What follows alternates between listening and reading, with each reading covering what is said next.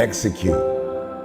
Execute on the things that they say they wanted to get done. Not what you want me to get done, my mother wants me to get done, my coach wants me to, but the things that I really feel like if I do these things, I'm going to be successful. Execute on the things that you said you were going to execute on. So the first thing you got to do is you got to get out of your feelings.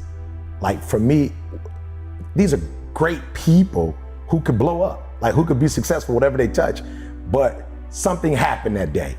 You know, you woke up, got into it with your spouse or your kids called with something that was going on, or you were sick. Like there are a group of people that feel like it's okay not to execute because I'm not feeling okay, because today is not a good day, because all the stars didn't line up. And at the end of the day, none of that matters. Like to have a good day is great, but just because you have a good day, you still got to execute. And so I think for most people, they go wrong because they think it's a feeling when execution is a fact. Tell us about Inky, which it's a really powerful story I've heard you tell before. You know, first of all, for me, the whole Inky, I don't want to call it a disability. I don't want Inky to call me, you know what I'm saying? But for one, not to have the use of their arm. Training every day for the NFL, going hard. I think he was trying to get out of some pretty dire circumstances. Absolutely. Multiple cousins living with them. They're shifting out the bed, right? So one person sleep in the bed one day, another person sleep in the bed. And for Inky to lose everything, but say to himself, like, yo, this doesn't matter. What matters is the success that I want, what I promised my grandmother, what I promised my mother, what I promised my wife, what I promised myself. And so Inky's thing was, yo, despite this happening, I owe it to myself to still be the person that I dreamed of being, and this setback will only be a setup for a comeback. You're already in pain. Get a reward for it. Like you're already in pain. So at the end of the day, everything is already messed up. So why would you go through all that pain and not get something for it?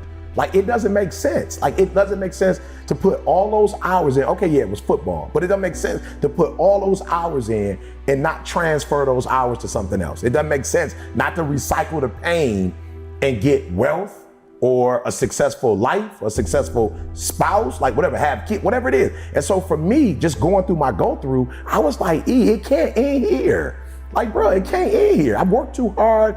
I've read the books. I've gone to the conferences. I went to the classes.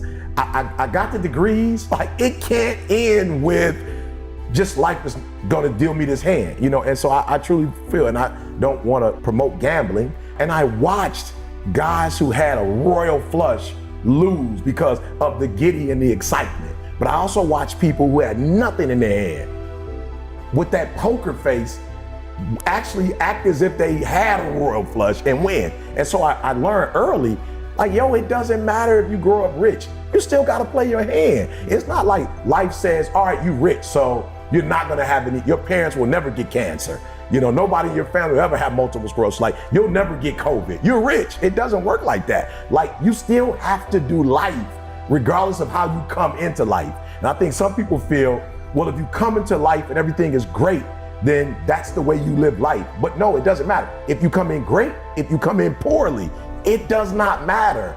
You have to do life. And if you're smart, you do life on your terms and you don't let life make you do it on its terms. Feeling this, I owe Pastor and I owe all the people that sort of helped me to get from where I was to where I am now. And I owe them that tough love, you know? And I owe it to them to believe in themselves and to see that, like, I owe it to myself to recreate that moment between me and him with as many people as I can, as often as I can, because he said to me, listen to me, there's absolutely nothing you can do for me but pay it forward. You know, but afterwards I began to understand what he meant. And so I literally wake up every day believing that I owe the people who didn't owe me anything. Now, again, I don't know this to be a fact, but I do believe that there are people who believe that I have value because of where I am. You're talking about people who, at my lowest point, that believed in me in the way somebody today would believe in me based on what I do when I hadn't done anything. And so I'm like, wow, that's rare. People don't necessarily do that. And I just felt I'm obligated to do that to as many people as I possibly can. And that's what I wake up. Like, I wake up every day with this, all right, I'm gonna win the Nobel Prize. And it's not about the Nobel Prize, it's not about Norway. It is about if LeBron and Michael Jordan are playing for the finals and Gretzky is playing for the Stanley Cup and somebody else is playing for the pennant, like my pennant is the Nobel Prize, because you don't get that without helping millions of people get from one place in their lives, to another. As a speaker, I try to start with, like, where are you? So if you're in poverty, it's like, okay, I gotta show you wealth.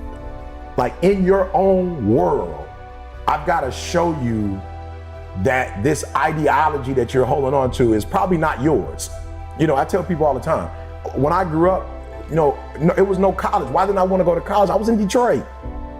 In Detroit, you could make $25 an hour working for Ford, GM, or Chrysler. So when you were a kid growing up in Detroit, like, the goal, the apex is, I got a job at Ford Motor Company.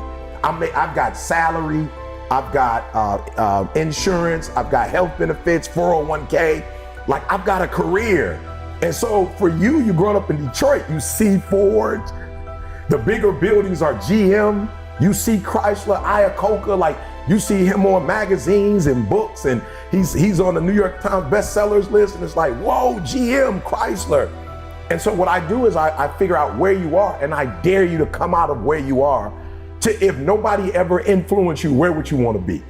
Like, what do you want? What do you want to do? Not what they want you to do. If you could dream, like, what would your best life look like for you? If you didn't have to impress your mom or your dad, if you didn't have to go to college because your parents went to college, like, what would you really do?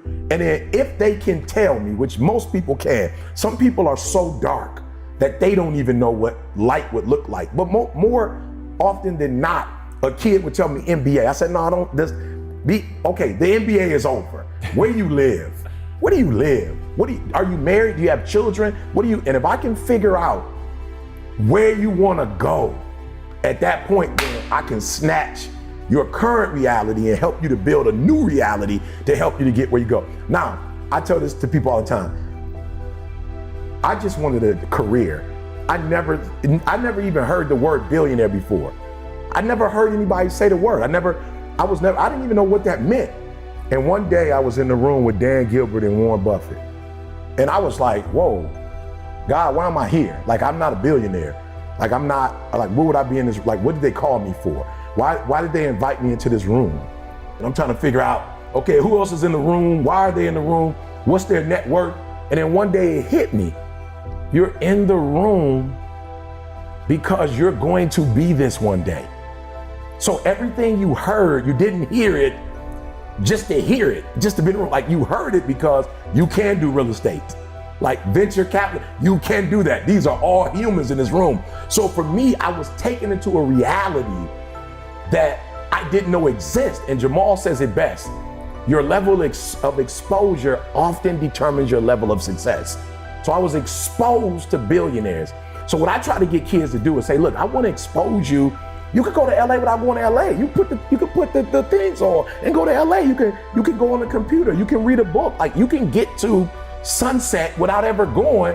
And then once you get to sunset here and get to sunset here, you can get to sunset here. So for me, I got to get in here and I got to get in here. And if you let me into these two spaces, I can get you wherever you're trying to get to.